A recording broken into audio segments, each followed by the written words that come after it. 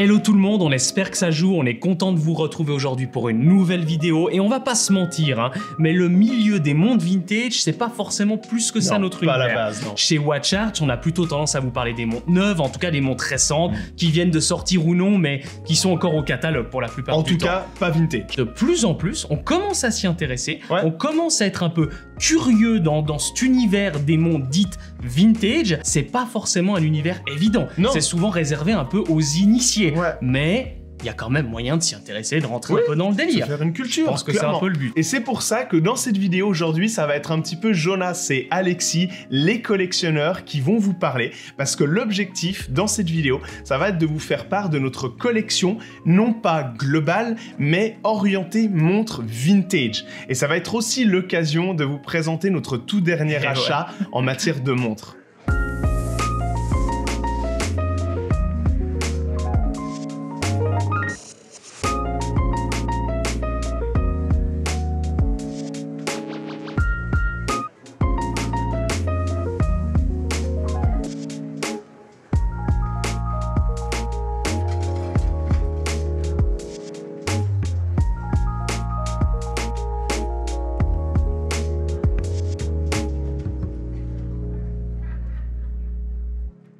Avant de commencer à vous présenter notre collection de montres vintage, on a un petit peu envie, Alexis et moi, de revenir sur la notion de ce qu'est finalement le mot vintage. Qu'est-ce que ça veut dire? Le mot vintage ne s'utilise pas que pour l'horlogerie, Non. ça va dans bien d'autres univers, on pense notamment à l'automobile, aux meubles, aux vêtements, beaucoup. Le terme vintage, en plus de ça, ce qui est intéressant, c'est qu'étymologiquement parlant, il trouve ses origines dans le mot vieux français vinotier, qui à l'époque était utilisé exclusivement pour décrire des vins, des portos, des champagnes, de millésimes très particuliers, etc. Entre-temps, le terme s'est un petit peu globalisé pour être aujourd'hui beaucoup plus utilisé dans différents univers. Et c'est vrai qu'on a souvent tendance à confondre le mot vintage avec le côté rare. Oui. Le côté où on se dit, bah voilà, ça c'est vintage, ça veut dire que c'est forcément collector. Ouais, C'est forcément impossible à trouver. Ouais, que ça a forcément été produit dans une époque extrêmement Exact. précise, puis que c'est devenu très rare, très peu courant, etc.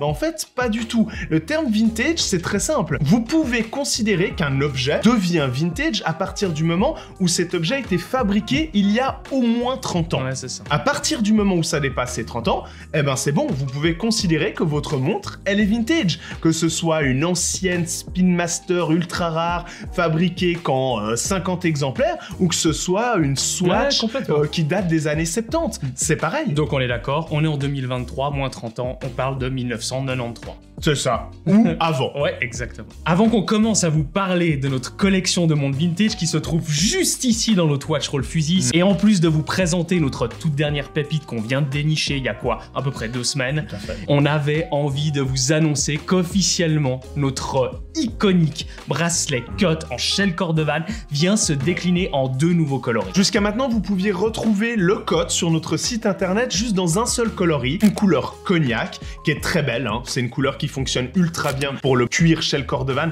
D'ailleurs, on vous invite sincèrement à aller voir sur internet ce que veut dire le cuir shell cordovan. Vous verrez, vous aurez des articles, des forums de ouf, vous verrez que c'est un cuir très particulier. Nous, on en avait parlé un petit peu par le passé, mais ça mérite aussi quelque part que vous ayez un peu vous renseigner de votre côté. Ouais. Et aujourd'hui, vous le retrouverez donc dans 2 couleurs supplémentaires, une couleur marron tirant sur un tabac très foncé, Ouais. quelque chose de très rassurant, de très réconfortant, de très très beau, limite un peu gourmand, et puis un noir, pour le coup très profond, le vrai noir, avec une surpiqûre qui elle reprend par contre le côté un tout petit peu marron, justement tabac. Le shell cordovan et le noir, Ouais, c'est c'est ça. les 2 meilleurs Ça alliés. fonctionne C'est toujours très bien. incroyable, parce Ouais. que le shell cordovan c'est un cuir assez brillant, assez gras, avec le noir ça crée des reflets absolument stratosphériques. Enfin bref, vous verrez, ça va être dingue. Ouais, et on vous invite vraiment à vous rendre sur notre site internet watchart.com Ouais. pour aller découvrir ces 2 nouveaux coloris et aller, pourquoi pas aussi, redécouvrir les anciennes collections qui, vous le verrez, sont équipées sur les modèles qu'on va porter tout au long de cette vidéo. Carrément.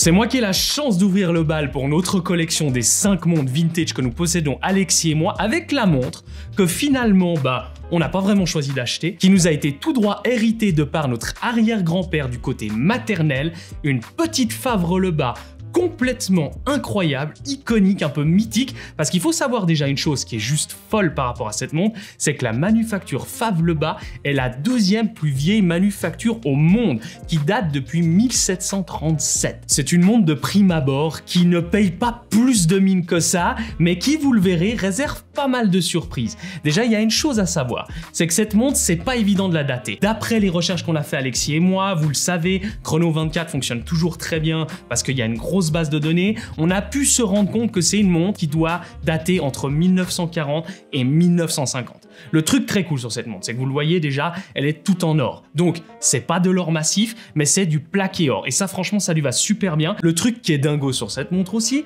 c'est sa petite taille, qui nous fait penser un petit peu à une montre élégante, très élégante vintage, et surtout un peu type Patek Philippe Calatrava quoi finalement. Parce qu'elle fait tout simplement uniquement 33 mm de diamètre et 5 mm d'épaisseur. Enfin vous vous rendez compte, c'est ultra fin, ça passe sous une chemise magnifiquement bien. Et le petit plus, le petit cherry on the cake, c'est les chiffres qui sont notés sur le cadran, qui sont tout droit hérités de la typographie Breguet, qui lui va si bien, qui existait déjà bien avant que cette montre existe, mais franchement ça lui va à ravir. C'est jamais évident non plus de trouver le prix exact de ce modèle-là, mais si vous voulez rester chez Favrelebas, vous pouvez tout à fait trouver un modèle à peu près similaire pour quelques centaines de francs.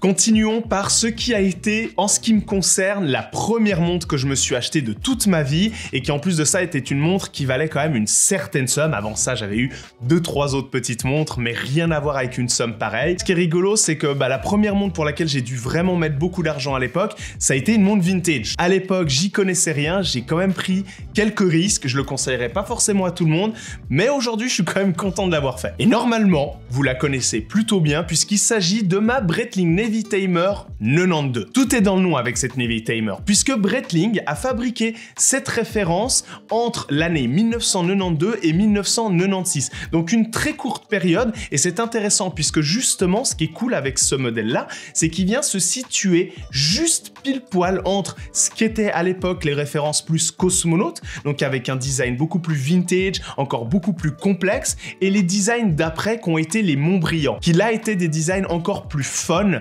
encore plus simple, que j'aime beaucoup aussi. Et ce qui est cool avec la référence que j'ai, c'est qu'on est vraiment dans une référence qui est hyper agréable, dans le sens que la Navy Tamer de chez Breitling est une montre plutôt connue pour être assez complexe, assez lourde en matière de visibilité, de lecture, via sa règle à calcul qui est située au niveau de sa lunette à l'intérieur du cadran. Mais avec cette référence-là, ce qui est chouette, c'est qu'on est dans une version beaucoup plus simplifiée, en 38 mm de diamètre, ce qui est extrêmement agréable, surtout pour un chronographe vintage. Enfin bref, on a une conception de la Navy Tamer qui est un modèle absolument mythique, qui est beaucoup plus recentré, beaucoup plus classique, beaucoup plus simple, et c'est, je pense, grâce à ça qui fait que je suis tombé amoureux de cette montre. Et pour finir avec cette montre, moi j'aime particulièrement l'idée de savoir que c'est une montre vintage et une montre chronographe, car de mon point de vue, et vous nous direz dans les commentaires ce que vous pensez de ça, mais pour moi, la complication la plus symbolique du vintage, c'est clairement le chronographe. En ajoutant bien entendu que là, moi je l'ai équipé sur notre magnifique bracelet Cotte ultra iconique en shell Cordovan avec une des fameuses nouvelles couleurs que nous venons de lancer sur notre site internet, soit cette espèce de marron tirant sur une espèce de tabac hyper agréable, hyper chaleureux. Moi j'adore, je trouve qu'avec le cadran de cette montre ça lui va parfaitement, je trouve que le shell Cordovan avec le Cotte ça va parfaitement pour une montre vintage, bref, un combo parfait. Et pour la petite référence, si vous cherchez un modèle similaire au mien sur internet pour éventuellement en acquérir une, ça risque d'être compliqué de trouver la référence exacte, mais des vieilles Breitling Navy Tamer plus ou moins des mêmes années, peut-être un petit peu après, vous pouvez probablement en trouver une aux alentours des 4000 francs. On n'est pas dans l'entrée de gamme du vintage, mais voilà, c'est une Breitling.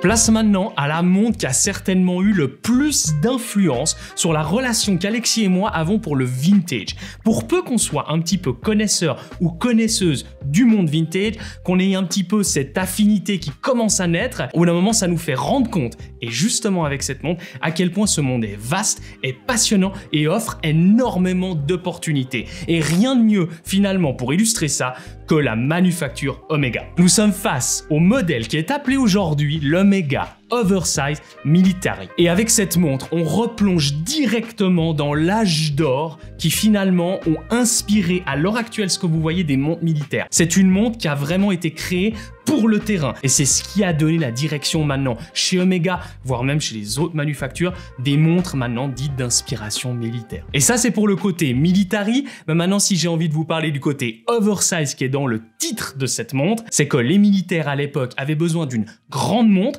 Et c'est vrai que 37,5 mm de diamètre pour une montre de 1954, c'est assez énorme. Avec des cornes qui font typiquement le côté field watch, on est à fond dedans. Donc vous l'aurez compris, c'est vraiment une montre militaire mais oversize, vraiment qui prend de la place.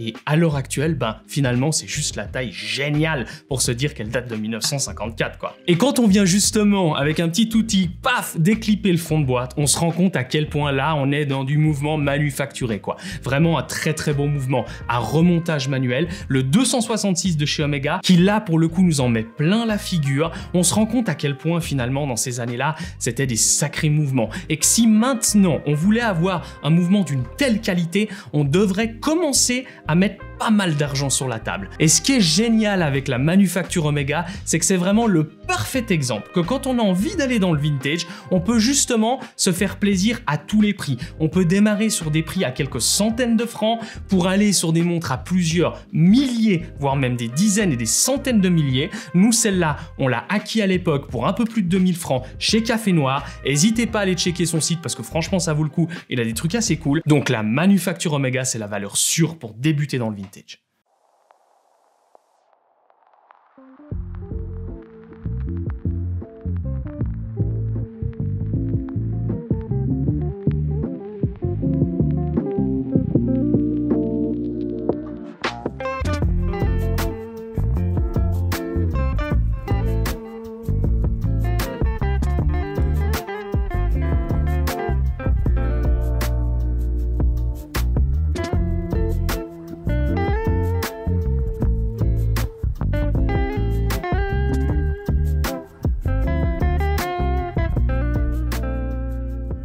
Bon, fini de rigoler. Je vais vous parler bien entendu de l'une des montres que Jonas et moi possédons dans notre collection de montres vintage, mais je crois que je vais surtout vous parler de la montre que je mets actuellement le plus souvent à mon poignet. Probablement aussi une des montres que je considère comme étant les plus importantes que Jonas et moi avons la chance de posséder aujourd'hui dans notre collection, et ça, tout confondu. Et il s'agit bien de l'Universal Genève Polerouter de luxe. Et c'est pas compliqué. Cette montre possède exactement les 3 critères primordiaux que l'on peut espérer quand on parle d'une montre vraiment de qualité. Ces 3 critères, c'est tout simplement l'histoire, la technique et le design. On commence par l'histoire. Je crois qu'il n'y a pas trop besoin de représenter la manufacture Universal Genève. C'est une manufacture qui a été extrêmement influente et importante entre les années 1930 et environ les années 1990, là où effectivement malheureusement la crise du quartz a eu un peu raison de cette manufacture. Aujourd'hui, elle tente de se relancer plus ou moins, il y a des choses qui se font, c'est intéressant, mais c'est une manufacture qui a vraiment connu cet âge d'or dans ces années-là. Mais ce qui est incroyable, c'est que vraiment, à l'époque où elle était extrêmement active, c'était absolument faramineux. La technique, en second point, là aussi, il y a énormément de choses à dire. Cette Polerouter a été inventée en 1954. À l'origine, c'était vraiment pour équiper les pilotes d'avion d'une compagnie scandinave qui est appelée la SAS. Et c'était à l'époque les tout premiers vols commerciaux qui survolaient le pôle Nord. Donc on imagine bien qu'en survolant le pôle Nord, une quantité de magnétisme était énormément envoyée dans les instruments, notamment dans les montres. Et l'objectif d'Universal Genève à l'époque avec la Polerouter, c'était vraiment de créer une montre qui puisse résister à ce magnétisme pour les pilotes d'avion. Et en plus de ça, parce que le côté antimagnétique, etc., c'est très intéressant, mais surtout, moi, ce que je retiens, c'est au niveau du calibre. Cette montre est la deuxième historiquement à venir équipée d'un calibre micro-rotor. Et ça, c'est absolument fantastique parce qu'en matière d'ingéniosité, en matière de technicité horlogère, on est sur quelque chose qui a vraiment créé des bases extrêmement solides. Au point où, historiquement, après Patek Philippe s'est énormément resservi de cette technologie du micro-rotor. Aujourd'hui, Patek Philippe, ils en ont fait leur cheval de bataille, mais à l'origine, c'est Universal Genève.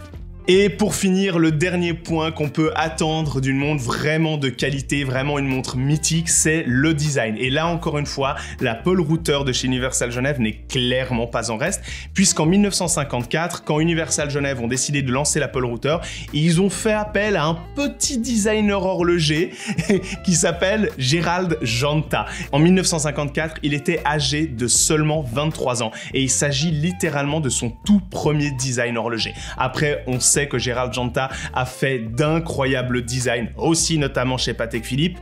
Coïncidence? Je ne sais pas, mais c'est absolument fantastique. Donc c'est vraiment une montre qui combine ces trois critères absolument fantastiques, en plus de ça d'une manière magistrale. Je veux dire, je crois qu'on peut difficilement faire mieux. Pour moi, cette montre, elle est incroyablement belle, sachant qu'en plus de ça, elle a l'avantage d'être non seulement une Paul Router, mais une Paul Router de luxe. Donc elle est en or jaune massive, ce que personnellement j'adore. Je trouve que ça vient lui rajouter quelque chose de fantastique. C'est une montre magnifique et moi j'adore la porter sur le Wabi, absolument stratosphérique. Et ce qui est génial avec l'Apple Router, encore une fois, c'est que si on reste dans le monde du vintage, c'est qu'au fil de son évolution, c'est une montre qui a énormément évolué. C'est-à-dire qu'aujourd'hui, vous pouvez la retrouver forcément sur les sites de vintage, en acier, en or, date, pas date, etc. Micro-rotor, pas micro-rotor. Donc vous aurez vraiment beaucoup de prix différents, beaucoup de références différentes. Donc si votre objectif c'est d'avoir une Paul Router, vous avez vraiment matière à vous faire plaisir.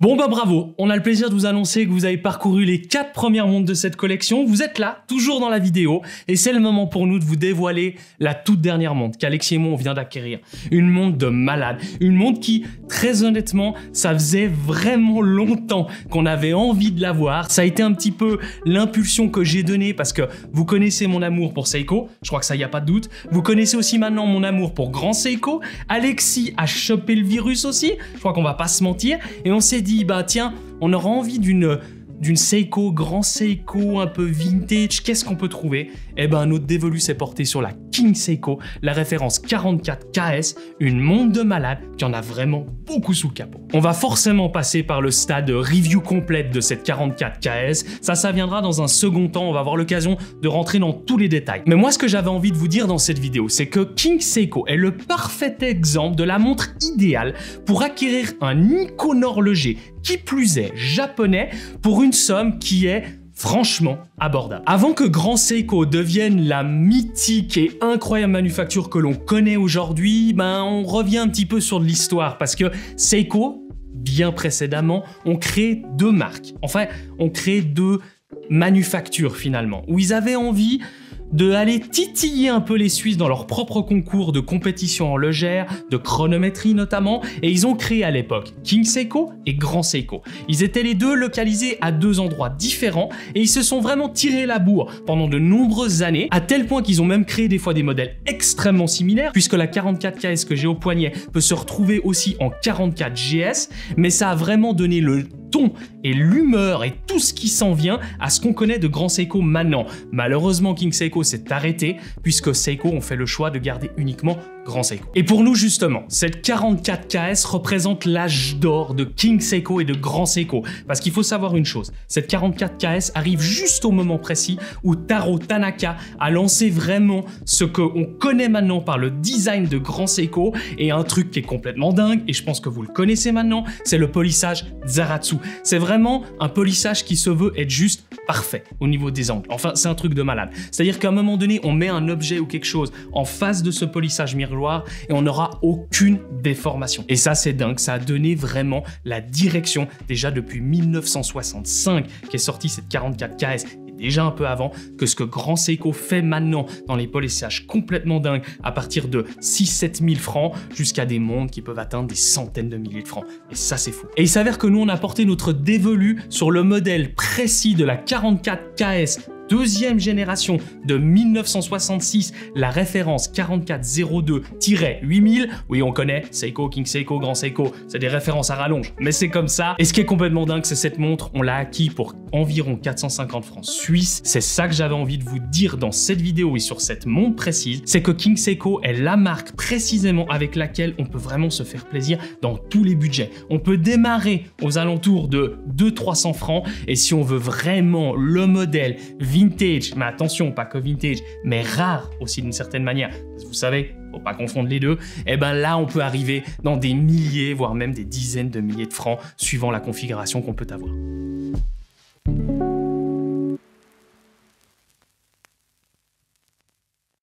Bon, ça y est, on arrive gentiment à la fin de cette vidéo et on vous remercie d'avoir effectivement regardé ces 5 montres que Jonas et moi avons la chance de posséder. Et vous l'avez vu, il y a des budgets très différents parmi ces 5 montres, du très cher au plus ou moins abordable. Et c'est ça que Jonas et moi finalement commençons gentiment, après même des années pourtant d'expérience dans l'horlogerie, à comprendre gentiment, petit à petit. C'est que le milieu du vintage, c'est un univers à l'intérieur d'un univers. Ouais, donc on est un peu dans Christopher Nolan, tout ça. Mais c'est vrai, et c'est un univers qui peut faire peur, c'est un univers qui peut effrayer. Je pense que c'est une bonne chose d'en avoir un peu peur, parce qu'il y a matière à vraiment faire des erreurs, à mettre de l'argent là où on pourrait le regretter. Un univers qui mérite véritablement de s'y intéresser, d'être motivé un peu quelque part. Je pense que cette motivation, elle vient souvent parce qu'on commence à beaucoup connaître l'horlogerie neuve, en fait, les designs, la technique, l'histoire, hein, vous voyez, ces 3 critères un peu primordiaux, et qu'en fait, on cherche à savoir, ok, tout ça c'est beau, les marques aujourd'hui le traduisent à leur manière, mais comment c'était à l'origine? Pourquoi? Et c'est ça qui est cool avec le vintage, et c'est ça qui est cool aussi avec les différents modèles qu'on vous a présentés. Et une fois qu'on a franchi cette porte de la peur, finalement, de l'appréhension, ben on peut se rendre compte qu'on peut avoir des modèles juste incroyables, qui ont fait l'histoire de l'horlogerie telle que les montres, on les connaît maintenant, à des prix plus ou moins abordables. Donc c'est vraiment génial. Nous, on vous conseillera une chose, et ça, gardez-le en mémoire, prenez votre temps. Allez vous renseigner sur Internet, demandez conseil à un ami ou une amie, c'est-à-dire que vous allez peut-être demander à des professionnels aussi. Enfin bref, toutes ces choses-là, n'hésitez pas éventuellement sur Instagram à nous poser des questions, on vous répondra au mieux qu'on puisse. Allez faire un tour sur notre site internet Watchart pour les nouvelles déclinaisons de coloris de Cut, parce que franchement on y tient, c'est notre modèle que on peut pas s'en passer. Il est taré ce modèle-là, on l'adore. Le Cut, c'est le tout premier bracelet qui est arrivé chez Watchart et encore aujourd'hui, soit bientôt 2 ans, il est là, il reste et il est ultra iconique et c'est une masterpiece. Nous on en est extrêmement fiers. Et n'hésitez pas à nous dire dans les commentaires laquelle de nos 5 montres vous préférez, peut-être, vous avez plus d'affinité, et partagez-nous aussi votre petite pépite que vous avez peut-être trouvée dernièrement, c'est vrai. Il y a peut-être plus de temps. Et comme d'habitude, n'hésitez pas à liker cette vidéo, à la partager, à nous suivre, mais on espère que c'est déjà fait. Et comme d'habitude, on se retrouve sur une prochaine vidéo et n'oubliez pas, d'ici là, soyez à l'heure.